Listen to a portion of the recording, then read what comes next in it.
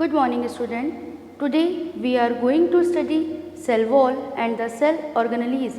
It is a part of the class 9 science lesson number 5, the fundamental unit of life. Now it is a slide of cell wall. What is cell wall? Cell wall is a rigid outer covering outside plasma membrane is called cell wall. It is found mainly fungi, bacteria and plant cell. It is found mainly fungi, bacteria and plant cell. In plant cell wall is made up of cellulose. Plant cell के अंदर plasma membrane के बाहर की तरफ एक और membrane पाई जाती है जो कि सेल वॉल कहलाती है। प्लाज्मा मेम्ब्रेन के बाहर की तरफ पाए जाने केवल यह प्लांट सेल में ही पाई जाती है बिकॉज ऑफ यह सेलुलोज की बनी हुई होती है। नेक्स्ट, जब हम सेल ऑर्गेनेल की स्टडी कर रहे हैं तो मोस्ट इम्पॉर्टेंट सेल ऑर्गेनेल जो हमारे पास में है वो है माइटोकॉन्ड्रिया। इसे कोशिका का शक्ति गृह भी कहा जाता है, यानी सेल का power house of the cell is mitochondria. It is a picture of mitochondria here. Now we are seeing here it is a outer membrane, it is a inner membrane. इसके अलावा यहाँ पे क्रिस्टी एंड मैट्रिक्स जो mitochondria के अंदर liquid भरा हुआ होता है उसे हम क्या कहते हैं? मैट्रिक्स कहते हैं।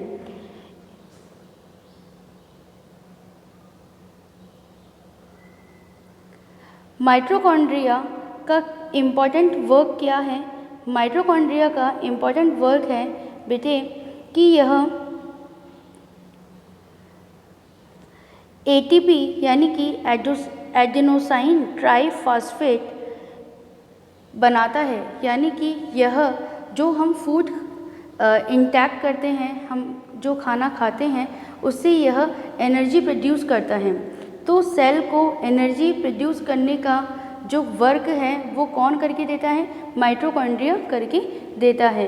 Ranking new chemical compounds for mechanical work. Now next is a lysosome. It is a slide of lysosome. Lysosome का जो आप पिक्चर देख रहे हैं, यहाँ पे जो आप स्लाइड देख रहे हैं, तो ये जो है ये सेल की पिक्चर है हमारे पास में, वहाँ पे ये लाइसोसोम कहलाता है।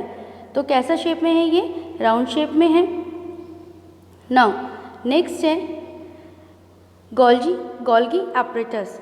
ये गोल्गी एपरेटस का जो स्ट्रक्चर है वो आप थोड़ा ध्यान से देखिए किस तरीके से हम इसे शो करते हैं।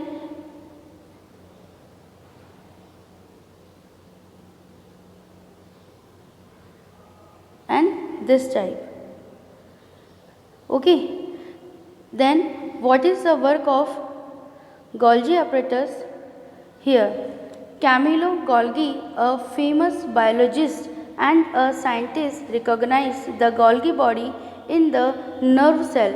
They are located in the nerve cell as well as in every part of the cell. They are in a parallel way. अभी हमने देखा कि जो पार्ट्स बने हुए थे गोल्गी apparatus के अंदर, ये कैसे बने हुए हैं? पैरेलल बने हुए हैं। It consists of a system of membrane-bound vesicles arranged approximately parallel to each other in stalk called misters. Next है endoplasmic reticulum. In the endoplasmic reticulum, it is located around the nucleus of the cells. They are large network-like structure. It looks like long tubules or round on vesicles.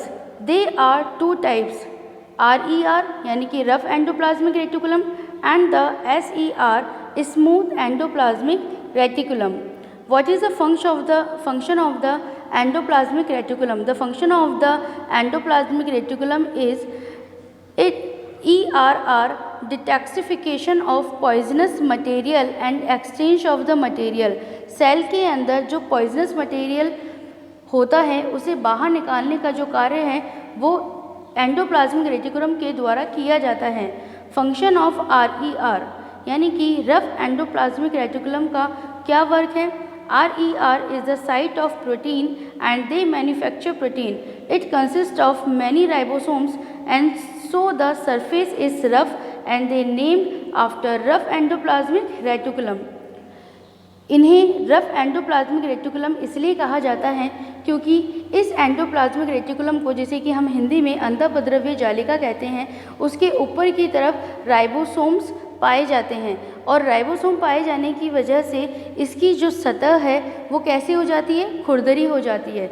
इसीलिए इसे खुरदरी अंतःपद्रव्य जालिका यानी कि rough endoplasmic reticulum कहते हैं। और जो ER है उसे हम एंडोप्लाज्मिक रेटिकुलम यानी SER जो है उसको स्मूथ एंडोप्लाज्मिक रेटिकुलम यानी कि चिकनी अंतःपद्रव्य जालिका कहते हैं।